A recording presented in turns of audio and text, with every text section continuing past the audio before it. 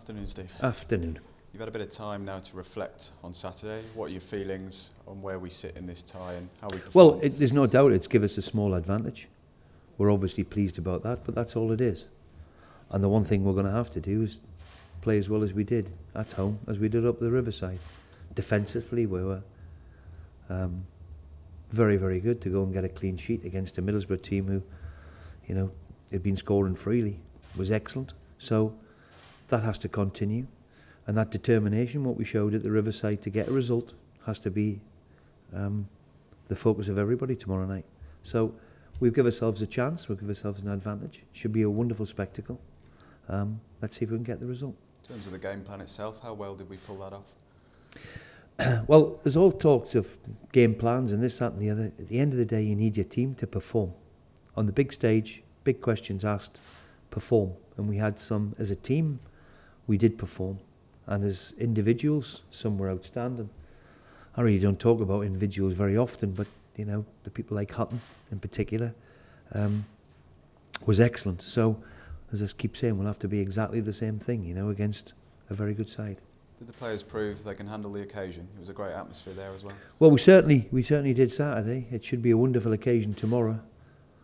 And as I reiterated all week last week is, you know, we play football, we're involved with football for big occasions. Big occasion, big semi-final at home. Let's enjoy the challenge. Put your boots on and show up, and have no regrets. Basically, Saturday, to a man, they were terrific. We need to repeat it and have that same hunger and desire what we showed the other day to get us through. Do you feel the early goal changed things slightly? Yeah, not really. It helps. It helps, and I think in the second half it took us a little bit too deep, maybe, if I'm going to be ultra critical. But on the first half, we kept catching them on the counter attack, and you know, that was always part of the remit. Is can we go and, you know, when we change over possession, can we hurt them on the counter attack? And of course, giving you a goal start or giving you a goal in front gives you that little bit of space what sometimes you don't have. Jack Grealish, you said a couple of times you set him 12-kilometre targets in games. So he wasn't short. He wasn't short of that Saturday. He didn't quite get there, but he is getting there. Look, how many times we talk about him? I think every press conference I ever talk about, and what I said after the game is he's got that wonderful talent, if you like, that he gets you on the edge of your seat. When he gets the ball, you can feel, you know, that people are excited to see him because he looks so comfortable. It's so natural to him. What we have been trying to put into him is things like you're saying, defensively. You know, if I'm going to be a midfield player, I've got to work on my game defensively. It ain't all just about the other way. And Saturday he was excellent at that too. And you know, when I see him tackling for the ball and all the rest of it, then maybe, I'm not counting my chickens, but maybe it's coming. You mentioned Alan Hutton there. He's playing as if every game's his last at the minute, isn't he? Well, I've kept saying this that about Alan Hutton since I've been here. I've probably picked him more than anybody. You know, he's everything I enjoy about the player. He's low maintenance. He goes home. He comes in early, first in. He can understand. He can see his fitness levels at 34 is quite remarkable. You know, I haven't been able to put in front of him. We haven't talked about contracts and all the rest of it because I think he understands the situation. So, but certainly he's been terrific since I've been here. And if I get my way, then there'll certainly be a contract offered to him. And we'll go from there. Selection-wise, is it the ultimate dilemma now, rewarding good performances between keeping it fresh? What a good question that is. Yeah, I mean, you know, the thing is, we're in the same boat as the opposition. We've both played exactly the same, so there's no real advantage to anybody. You know, sometimes you get 24 hours, it can be. So that is not in my thought process, to be honest. We won't be far short of the team that played the other day, and I can't see Tony Pulis being the same as well. You know, it's, you know, if they're not going to get themselves ready for tomorrow, you know, we've big expectant crowd and big huge crowd, full house. Can't get a ticket for love nor money. Even I can't get one. So we should enjoy the occasion. 2 years ago, you went to Derby with Hull, got a lead, came back, Don't. conceded too early on. Are you trying to make me nervous or something? I thought you worked for us. I was going to ask what you did. Frankie Moses. I was going it shows you. It shows you what can. It shows you what can happen in the game of football. We won the first leg 3-0 for people who didn't know, and we're 2-0 down after 20 minutes in the second. Thankfully, we got through, and that's all important. And in the final, we were magnificent. So, if that's the case tomorrow, then we'll have to go through it the hard way. Whatever we have to do, you have to get through a semi-final. And I don't want it as fraught as that one, but we'll take it because we got there. I was there for the final two. You were very, very good. Thank you. Likewise, this season, Wolves on a Saturday, QPR on a Tuesday. How much have we learnt from that in terms of the difference? Well, as I said, I think it's. I think I've spoke highly of that. I think the vital thing is Middlesbrough have done the same thing, and that sometimes changes, and that comes into your thought. So, as I said, look, the adrenaline should be coursing through them already. Big game, big occasion, big atmosphere. I don't think that's going to be an issue tomorrow, and I hope that we can go and play as well as we did Saturday. If we do that, we'll give ourselves an almighty chance. Do you expect them to come out the blocks quickly, or just simply stay in the tie for as long as they can? They'll try and win the match.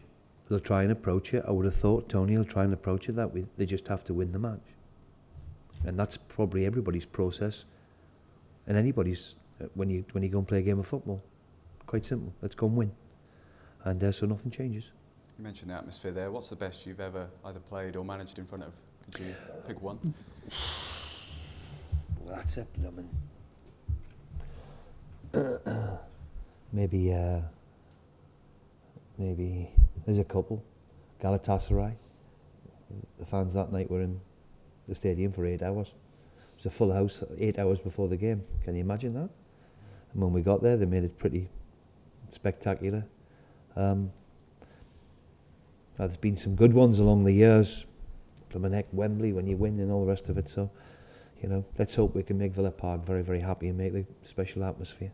And hopefully I can post that one as what's the good atmospheres. Yeah, fingers crossed. And just to finish, injury update, Elmo in particular. Yeah, he's a doubt. He's a big doubt. Big doubt. He's the only real doubt we've got. Cheers, Steve. Cheers. Steve, you mentioned beforehand about the high percentage of goals that Middlesbrough score from set pieces. So how satisfied were you to keep a clean sheet? Bear in mind, I think was it 10 corners they had? Yeah, well, it was vitally important, especially with Tony going. The big boy Ayala has, I think, scored 7 times. It was all part of the remit that we have to defend well. We have to be brave. We have to be genuine, and we have to be organised against them, because always Tony's team ask you that question. Saturday we did it to a man. And there's no question we'll have to do it again, because it's a big part of them. 40% of the goals are scored when Tony's been there from set pieces. They've scored 12 times or 9 times from a corner, 2 from a wide free kick, 2 from a long throw in. So it's a huge part of their armoury, and we have to be ready for it. So all week and today will be again of how important to defend set pieces will be. I heard one phrase that Villa sucked the life out of the game. Would you agree with that? Sucked the life out of the game. I think in human nature we're 1-0 up in a semi-final, and we defended a bit too deep, in my opinion, in the second half. In particular, we went too far. But human nature, to cling on to what you've got, you do surrender it a little bit. I expect us to be different tomorrow. We're at home, a big expectant crowd, and we'll go and approach it like we've approached all games this year. Can we go and win? That's the approach, what we've got to be. Let's go and win the game. And hopefully we can do that. You don't fancy hanging on for 87 minutes then? That's not in the remit at all. But if that's got to be the case, then we've got to be prepared. All sorts can happen, as we've seen many, many times.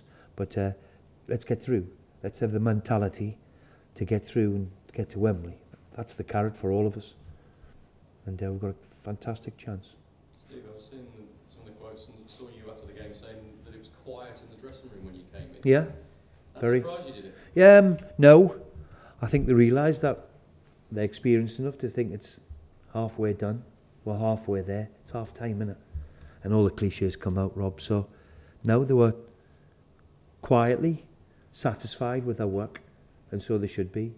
They ran a million miles and had a real focus about them, which I was pleased about. To win a big game, you have to have that. And of course, we performed. We might not have performed to the level in the second half, first half in particular, if Snodgrass's goes in at 2-0.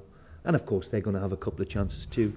But overall, overall I was very pleased the way we did it. But with your experience as a manager, I suspect you were expecting to come into that dressing room and have to say, listen, boys, we've not done it. So the fact that you got enough leaders in that dressing room where they're taking... I think they were all quiet.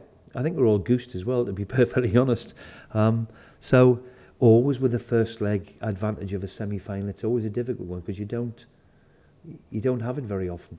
It's very often that you're playing it unless you're used to playing in Europe or something like that. So second leg to come, they were a bit quiet, they were satisfied, and so they should have been. But does it show and the resilience. The character and the Yeah, experience, maybe. the experience of the players? Maybe. Well, listen, as I've said all along, Rob, the reason why, you know, I would have loved to have brought 24-year-olds and paid 25 million for them and all the rest of it, you know, and this, that and the other. We've gone down the route of when I arrived through here, I need to have players who can handle playing for Aston Villa. First and foremost, there's an expectancy with a big club. A big club, big history, big tradition, you need big players. And with what we have available, the ones that we brought in El Mohammadi, Whelan, John Terry, Mile Jedinak, all people who've been there, wore the T-shirt, Robert Snodgrass with me, James Chester, all people who've been there, wore the T-shirt, and you know that individual will not get fazed by playing for Aston Villa. I think there's been a lot of players over the years here now who have struggled to come to terms to play for a big club. And that's the big question for everybody out there, you know. We've been on the telly 3 times as much as anybody else in this championship because we're Aston Villa. With that goes an expectation. So that was part of the remit. And the reason we handled it like we did on Saturday, I thought we had great experience right the way throughout the team, right the way down the middle of it. People who've been there, done it, wore the T-shirt. From Graben to Terry to Jedinak to Snodgrass to Adoma, all of them to a T did very well. They're going to have to repeat it tomorrow because we're playing against a very good side as well who've got good players too.